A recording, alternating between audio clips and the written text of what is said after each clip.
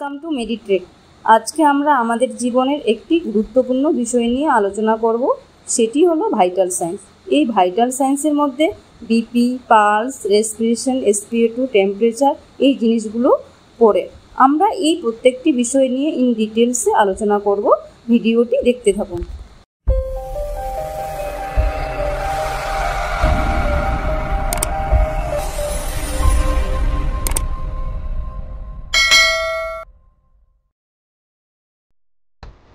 এখন আমরা blood pressure বা রক্তচাপ নিয়ে আলোচনা করব।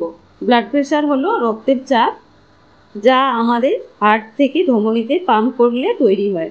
একজন সুস্থ স্বাভাবিক মানুষের নর্মাল ব্লাড প্রেশারের পরিমাণ 120/80 mmHg। বিপি বেশি মানে আমরা হাইপারটেনশন বলবো, ব্লাড প্রেশার কম মানে হাইপোটেনশন বলবো।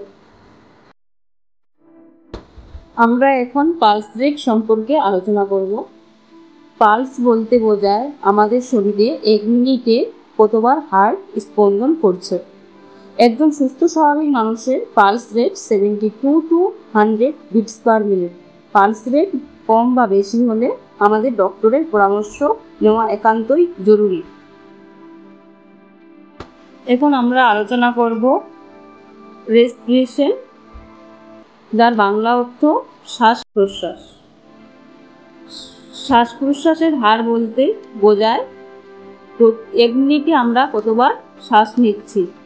একজন সুস্থ স্বাভাবিক মানুষের respiratory rate 15 to 20 beats per minute হয়ে থাকে।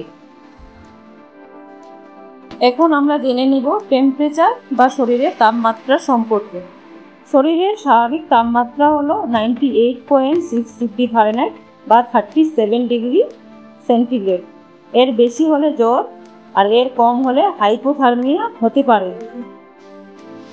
ভাইটাল সায়েন্সের আরেকটি কম্পোনেন্ট হচ্ছে SpO2। SpO2 হচ্ছে মানুষের শরীরে ব্লাডে কত পার্সেন্টেজ অক্সিজেন আছে।